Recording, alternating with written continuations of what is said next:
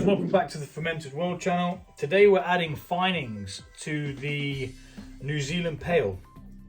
The New Zealand IPA. Haven't used finings before. When I was using the liquid malt extract kits, there was absolutely no need for them because they just clear out naturally in the bottle. With this on the Citra Pale I did, the first one, it really hasn't cleared out. It's still very cloudy. It's not yeast that's floating around, it's just particles from the hops, the grain and stuff like that. So I believe before they make the liquid malt extract, I think what they do is they put it through some sort of filter which takes all that out, because you normally get quite a clear wort to begin with, or wort, whatever you call it. So we're going to get some of this, we're going to mix it into this cup of water, and then we're going to add it. Now it says 1 level teaspoon will do, it says 2 level teaspoons will do 23 litres. Now we don't have 23 litres, we have about 11. So it stands to reason that we're only going to need half of the amount, which is a bit of a pain in the backside to flip and measure. But anyway, into the water it goes. It says whisk for 1 minute and then leave for 15 minutes. And then whisk again just before adding it to it.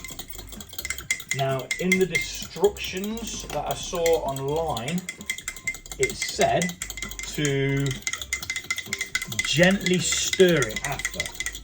It doesn't say that on here though. All it says is add 2 level teaspoons of powder into a cup of cold water. Whisk with a fork for 1 minute till thoroughly mixed. Leave for 15 minutes, then whisk again before adding to 5 gallons or 23 litres of beer towards the end of fermentation. Now, we know this is near the end of fermentation for the simple fact we checked it the other day. So, and that video is actually going to be put up tonight actually. It's weird talking about a video that I've already done that, I'm not doing it. Oh shish kebab, I just caught myself in it. Yeah. So we've got some murky looking water there. Murky water. So I'm going to leave that for 15 minutes.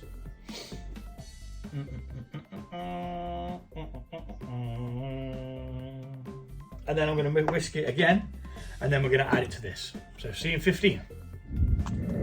Right, so a little bit over 15 minutes, and we're back. It says to whisk again, and then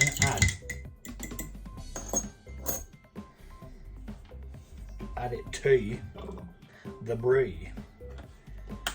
Oh, didn't even want to come off.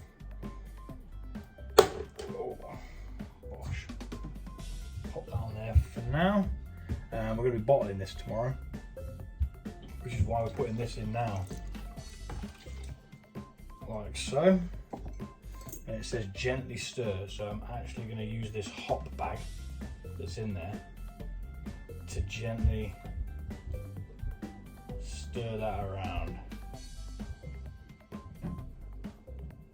If anything, that'll be helping the hops release, so not a bad thing at all. Gently. Note on gently. Reason why is we don't want to add any oxygen to it. And then that should, in theory, help that clear out in the bottle, or might even be clear within the day that we're going to take. So about 9 o'clock tomorrow we're going to bottle this, or maybe 8 because it takes a while to bottle. So about 8 o'clock tomorrow I'm going to bottle this, and we'll see where we're going. So I've just poured the Citra Pale, which as you can see, it's extremely cloudy. Now that's after 3 weeks in a bottle. so it should have cleared out by now.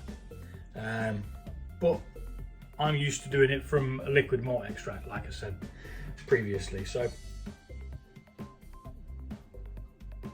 I mean, it's bloody nice. It's really good. I believe that it's meant to be a clone of this Oakham's Citra IPA. Well, yeah, there you go. We'll be back tomorrow to finish this video and get this bottled. Toodaloo. That's good timing. We're going to be bottling the New Zealand IPA today. So, got some stuff sanitized. First things first, we need to take the lid off and remove the hop bag.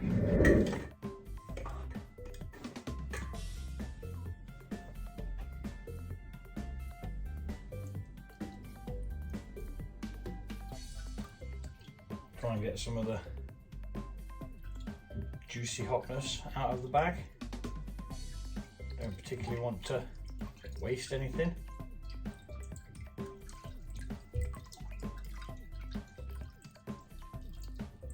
Ideally.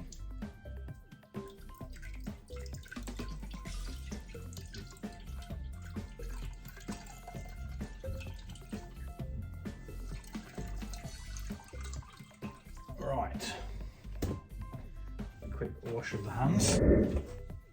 Right. So bottle wand on, although that doesn't seem to fit the tap, which is a bit of a pickle, because it should. Ah, there we go.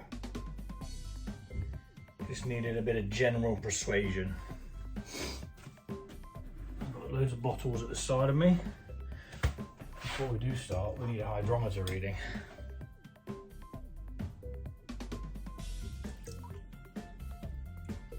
Is what we need.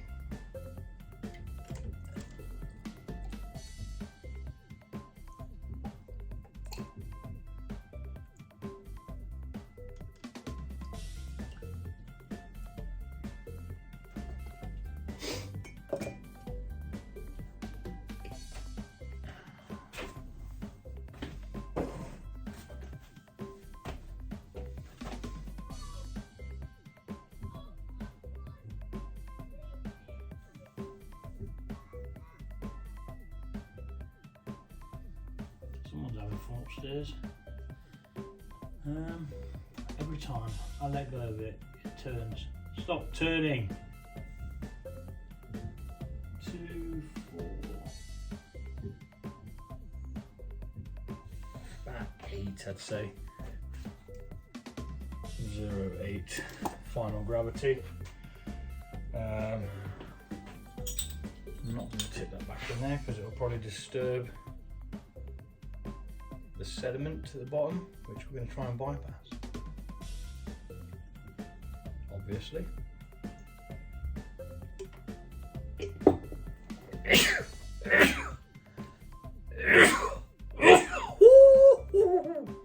God damn it. Righto. So yeah, let's get a bottle. Get my drip tray, which is here, not been used for a while. Put that down at the bottom there. Need a chair and a table. So I'll be back once I've finished preparing everything that I should have already prepared.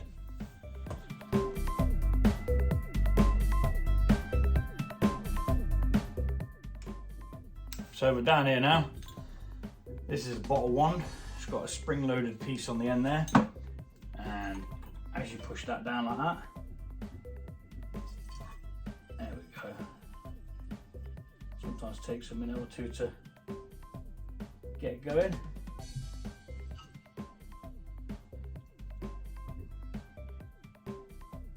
And it's got like a little spring thing in. The spring gets pushed in, the beer flows. You let the spring come back out, the beer stops.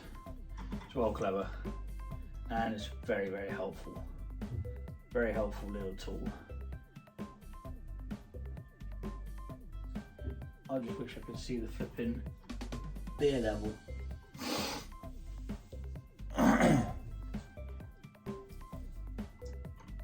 Well, I can definitely tell you that it's full. I just saw it all piling up at the top, and then we move that to the side. Now I've got about 20 of these, 22 of these to do.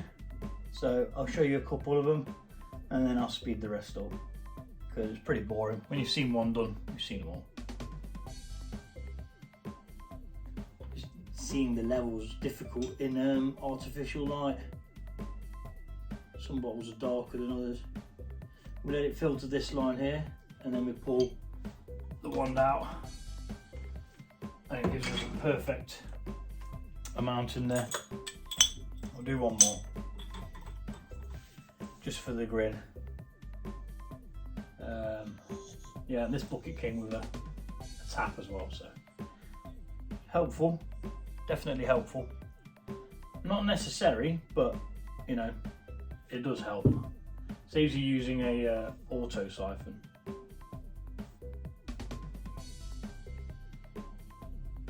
And there we go, like so. And then we'll take them over there in a minute and we'll prime them. Priming means we add a little bit of sugar, and it kickstarts a small fermentation again, and it causes carbonation in the drink because it can't go nowhere. And that is that.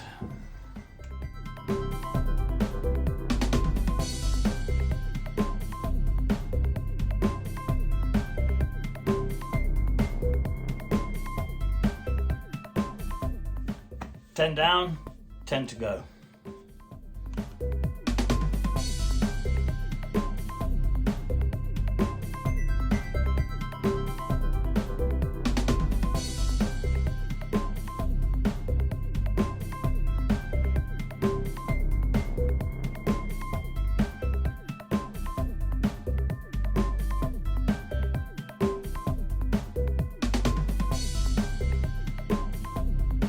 Right, okay, so that's the bottling part of it done. It's in the containers now. Excuse the mess over here, dinner plates and stuff. I did take a little sample out before the end was there. So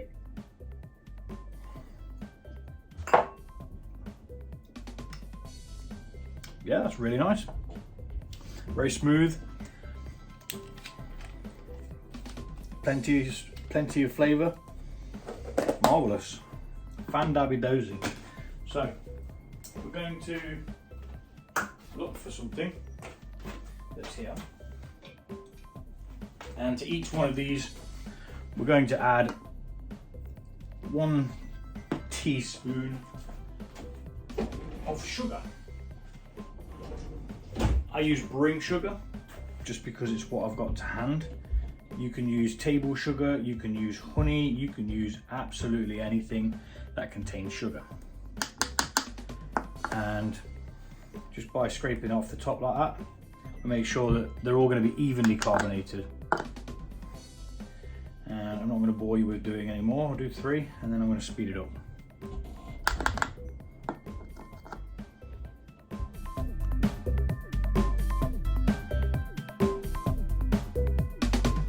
Okay, that's that added.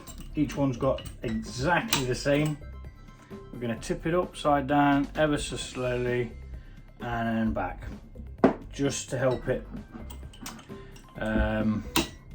dissolve in there, so that it can kickstart a fermentation and carbonate the bottle.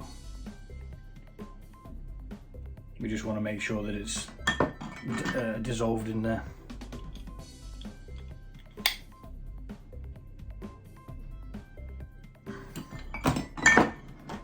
And I'm going to speed this bit up. Steady watching me do the same thing for all 19 bottles.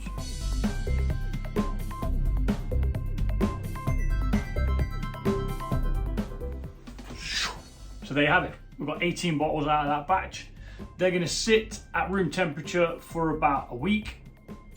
Then they're going to go into the utility room area, which is really cool because there's no heating in there. to hopefully clear out. If it doesn't clear out too much, I'm not really that bothered. I will drink it hazy if I have to, but ideally you want to let it clear, just so that you know all the yeast has gone out of it and it's not going to cause you any tummy upsets. But yeah, that's it. Thanks for watching. I'll see you soon, probably for a tasting.